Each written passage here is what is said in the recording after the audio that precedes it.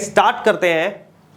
जैसे कि हम जानते हैं हमारे पास कोई भी नेचर में ऐसा फॉर्मूला नहीं है जिस फॉर्मूले को हम अप्लाई करें और अप्लाई करते ही हम लोगों को ये पता चल जाए कि जो नंबर हमारे सामने है वो नंबर क्या है बेटा, इर्रेशनल नंबर है। हम क्लास 9th में ये बहुत अच्छे से पढ़कर आए हैं कि किसी भी नंबर को इर्रेशनल प्रूव करने के लिए क्या करना पड़ता है। क्या करना पड़ता है, हमें अगर कोई भी नंबर इर्रेशनल नंबर अगर प्रूव करना हो तो हमें किसकी हेल्प लेनी पड़ती है, डिवीजन की हेल्प लेनी पड़ती है। किसकी, डिवीजन की। और डिवीजन करके हमें उसका क्या बताना पड़ता है, काइंड ऑफ फ्रैक्शन। क्या बताना पड़ता है, काइंड ऑफ फ्रैक्शन। जैसे कि लास्ट क्लास 9th में हमने पढ़ा था कि किसी भी फ्रैक्शन की जो काइंड है, जो फॉर्म्स है, वो क्या होती है, टर्मिनेटिंग होती है, नॉन टर्मिनेटिंग होती है ना। ये सारी बातें हमने पढ़ी है। तो बेसिकली अगर क्लास 9th के अकॉर्डिंग हम बात करें कि एक्चुअली में इर्रेशनल नंबर क्या होता है, तो इर्रेशनल नंबर होता है नॉन टर्मिनेटिंग नॉन रिपीटिंग। क्या होता है, नॉन टर्मिनेटिंग नॉन रिपीटिंग। लेकिन हमारे पास कुछ एग्जाम्पल जो आज हम करने वाले हैं वो बिना डिवीजन की हेल्प लिए करना है। तो जिसके लिए हमारे पास बेटा कोई फॉर्मूला तो है नहीं कि हमने फॉर्मूला अप्लाई किया, अप्लाई करके हमारे पास आंसर आ गया। तो फॉर्मूला तो हमारे पास है नहीं। तो हमारे पास जो दूसरा तरीका बचता है हमारी मैथमेटिक्स के अंदर, वो क्या है, वो है एजम्पशंस का। किसका है, एजम्पशंस का। तो जैसे कि एक एग्जांपल मैं लेता हूं, उस एग्जांपल के चलते बेटा, जैसे कि ये एक मार्कर है, दिख रहा है सबको, दिख रहा है ना बेटा। जैसे कि एक ये मार्कर है, इस मार्कर के बारे में हमें मालूम है कि ये मार्कर है, हमें दिख रहा है ना, जनरली हम देखकर बता सकते हैं। तो कुछ एजम्पशंस कर लेते हैं, थोड़ी देर के लिए मान लेते हैं बेटा कि ये जो मार्कर है ये क्या है, एक पेंसिल है। क्या है बेटा, पेंसिल। उस पेंसिल के बारे में भी हम लोगों को मालूम है कि वो पेंसिल जो है वो ग्रेफाइट से बनती है। पेंसिल जो है, मतलब पेंसिल के अंदर जो है वो वुडन पीस का इस्तेमाल होता है। उसकी कैरेक्टरिस्टिक्स और फीचर्स के बारे में हम लोगों को पहले से मालूम है, और जो कैरेक्टरिस्टिक्स हमें मालूम है वो कैरेक्टरिस्टिक्स इसमें देखने के लिए नहीं मिल रही। अगर जो कैरेक्टरिस्टिक्स पेंसिल की इसके अंदर देखने के लिए नहीं मिल रही, इसका मतलब हमने जो माना है इसको क्या माना है, गलत माना है।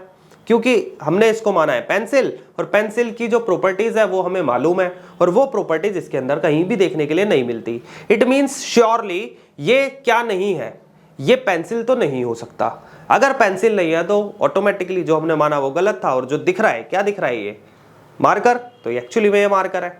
तो ऐसे ही हमारे पास जब कोई भी फॉर्मूला नेचर में नहीं है इर्रेशनल नंबर को प्रूव करने का, तो उसी बिहाफ पर हम इर्रेशनल नंबर को मान लेते हैं, क्योंकि हमने पूरे नंबर सिस्टम को सिर्फ दो पार्ट में डिवाइड किया है। एक नंबर है हमारा इर्रेशनल नंबर और एक नंबर है हमारा रैशनल नंबर। इर्रेशनल नंबर मुझे प्रूव करना है।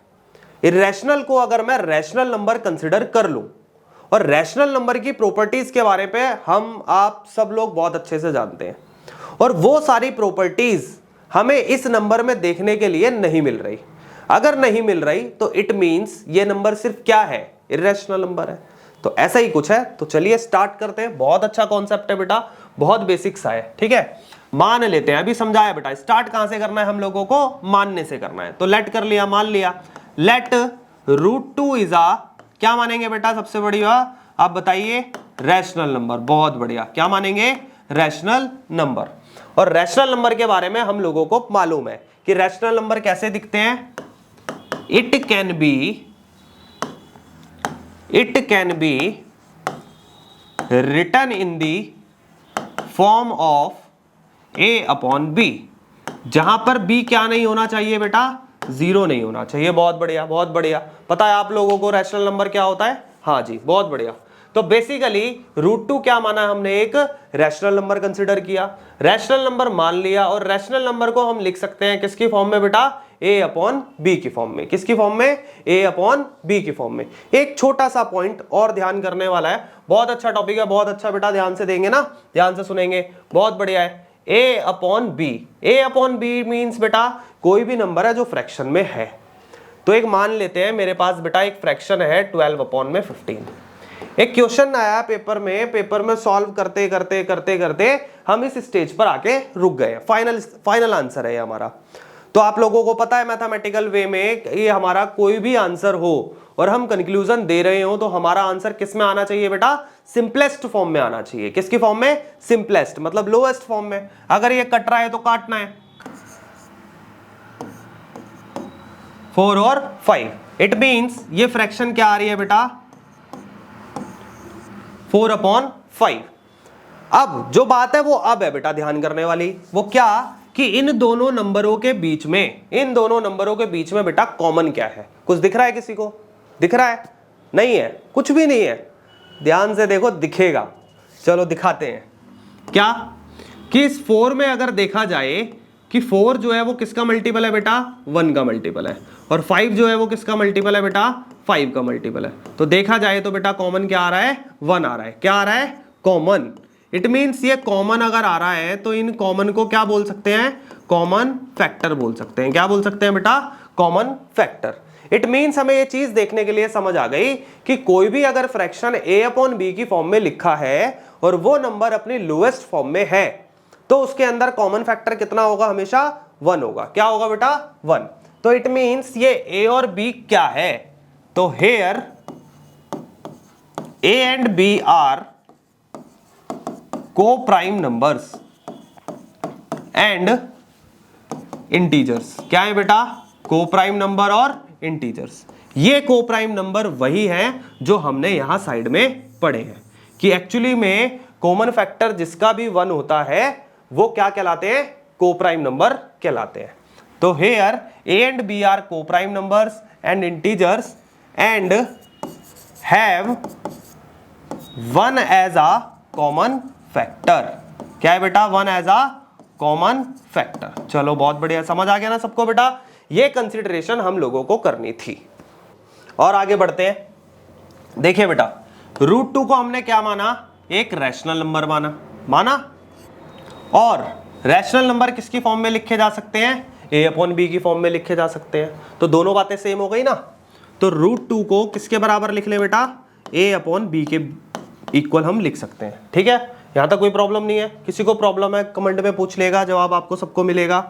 क्रॉस मल्टीप्लाई अगर करें तो बेटा क्या आएगा? b√2 इक्वल a, यही आएगा। नीचे अगर 1 लगा ले तो यही आएगा। रूट हटाने के लिए क्या करते हैं पता है सबको? बहुत बढ़िया, बहुत बढ़िया। Squaring both sides. क्या करेंगे बेटा? Squaring both sides. चलिए स्क्वायर कर लेते हैं। स्क्वायर कर लेते हैं, काटेंगे बेटा इसको। क्या आएगा? b का स्क्वायर b स्क्वायर, रूट से 2 कटेगा तो 2b square equal a square. समझ आया? पक्का आया? नहीं आया ना? पता था मुझे नहीं आएगा। चलिए देख लेते हैं इधर साइड में एक बार और। नंबर था बेटा ये b√2 का होल स्क्वायर। नोटिस करेंगे b और √2 आपस में क्या हो रहा है बेटा? मल्टीप्लाई हो रहा है। क्या हो रहा है? मल्टीप्लाई। बहुत बढ़िया, बहुत बढ़िया। सॉल्व करेंगे तो स्क्वायर जो है वो b का भी है और स्क्वायर जो है वो √2 का भी है। b का स्क्वायर बेटा b स्क्वायर, स्क्वायर से रूट कटेगा तो क्या आएगा? 2b square. समझ आया बेटा? बस यही आपको ध्यान रखना है। इसको सॉल्व करेंगे हम तो हमारे सामने क्या देखने के लिए मिलेगा? 2b square equal a square. देखिए बेटा, b स्क्वायर का b स्क्वायर, a स्क्वायर का a स्क्वायर, मल्टीप्लाई का 2 दूसरी तरफ जाएगा तो बेटा डिवाइड का 2। क्या आएगा बेटा? डिवाइड का 2। समझ आ रहा है सबको? बहुत बढ़िया, बहुत बढ़िया, बहुत बढ़िया। चलिए यहां बेटा नोटिस करेंगे तो a स्क्वायर किससे डिवाइड हो रहा है? 2 से। किससे हो रहा है? देखिए बेटा, a स्क्वायर डिवाइड हो रहा है बेटा किससे? 2 से। यही बात हम लिख रहे हैं, a square is divisible by 2। अगर ये स्क्वायर हटा दूं बेटा तो भी अगर आप देखेंगे a किससे डिवाइड हो रहा है? 2 से। a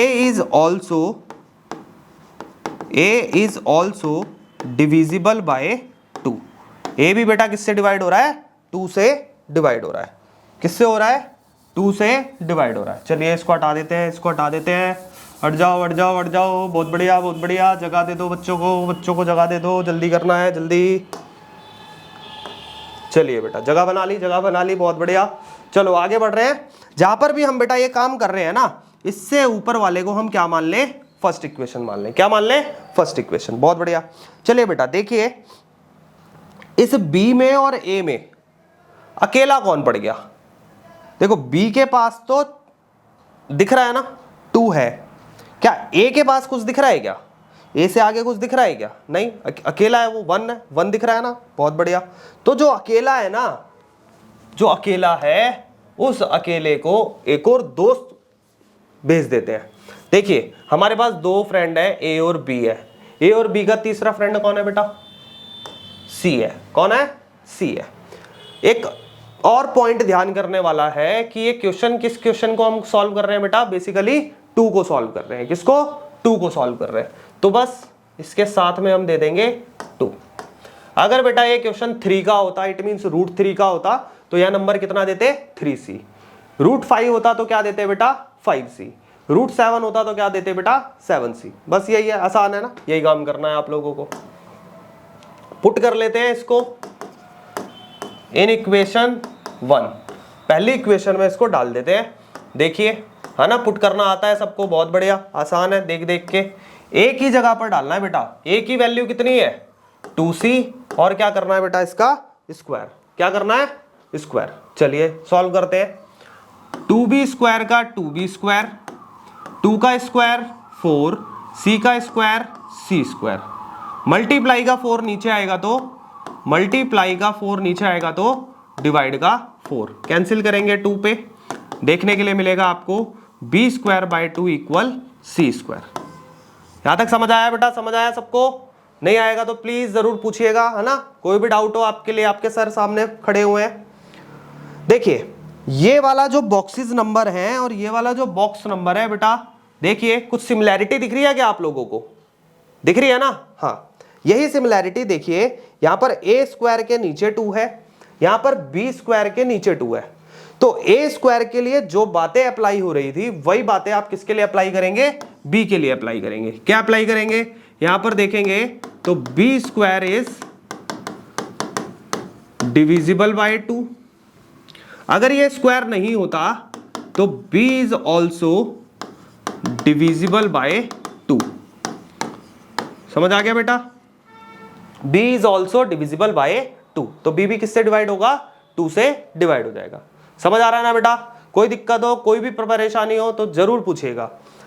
अब थोड़ा सा लास्ट एंड फाइनल पॉइंट है हमारा ध्यान करने वाला। क्या है? देखिए बेटा, हमने बोला था इस A और B में कॉमन नंबर कितना आना चाहिए? 1 आना चाहिए। क्या आना चाहिए? 1 आना चाहिए। तो आप यहां देखिए, A को कौन सा नंबर डिवाइड कर रहा है? 2। और B को कौन सा नंबर डिवाइड कर रहा है? 2। जब किसी भी दो नंबर को सेम नंबर डिवाइड कर रहे हो तो उसका कॉमन नंबर क्या है बेटा? कॉमन फैक्टर कौन होगा? 2 होगा। दिख रहा है आप लोगों को? जो नंबर कॉमन डिवाइड कर रहा है वही नंबर क्या है? हमारा कॉमन फैक्टर है। यहां A और B को जो डिवाइड कर रहे हैं वो कौन डिवाइड कर रहे हैं? 2 डिवाइड कर रहे हैं। जबकि हमने माना था डिवाइड कितना करना चाहिए था बेटा? 1 डिवाइड करना चाहिए था। तो उल्टा हो गया ना। यही बात तो कर रहे थे हम, जो पहले एग्जाम्पल हमने दिया था। हमने माना कि एग्जाम्पल 1 है ना। क्यों? क्योंकि हम लोगों को मालूम है रैशनल नंबर की प्रॉपर्टीज के बारे में। तो रैशनल नंबर की प्रॉपर्टीज कहती है कि कॉमन फैक्टर 1 ही आना चाहिए। लेकिन जब हम सॉल्व करते करते पहुंचे तो इस नंबर के कॉमन फैक्टर कितने देखने के लिए मिले? 2 देखने के लिए मिले, 2 नंबर देखने के लिए मिले। तो ये बातें दोनों एक दूसरे के लिए अलग है। अगर अलग है तो हमने जो माना वो सही है क्या? बिल्कुल नहीं। क्या है? गलत ही है। तो बस यही बात जो गलत निकली, ये बात प्रूव करती है कि ये नंबर रैशनल नंबर तो नहीं है। अगर रैशनल नहीं है तो क्या बचा बेटा? इररैशनल नंबर बचा। बस यही बातों को यहां लिख दीजिए। देखिए, hair A and B are 2 as a common factor, है ना। ऐसा ही है यहां पर A और B के अंदर कॉमन फैक्टर क्या है बेटा? 2 है। अगर 2 एक कॉमन फैक्टर है और आया हम और माना कितना था हमने? 1 माना था, 2 आ गया, तो ये क्या है? एक विरोधाभास है। क्या है बेटा? विरोधाभास है, contradiction.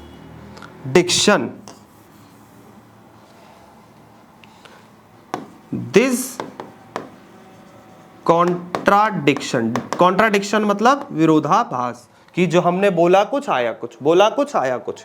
This contradiction is arisen due to our incorrect या रॉन्ग एजम्पशंस, कि हम लोगों ने जो माना था वही गलत मान लिया पर वो गलत मान लिया, तो इसी वजह से ये विरोधाभास देखने के लिए मिला। अगर हमने जो माना वही गलत माना तो therefore it is a irrational number. तो बेसिकली √2 क्या है बेटा? एक इर्रेशनल नंबर है। समझ आ गया बेटा? अगर किसी को कोई भी प्रॉब्लम है तो जरूर आप लोग पूछ सकते हैं, आप लोगों को सारे रिस्पॉन्स जरूर मिलेंगे।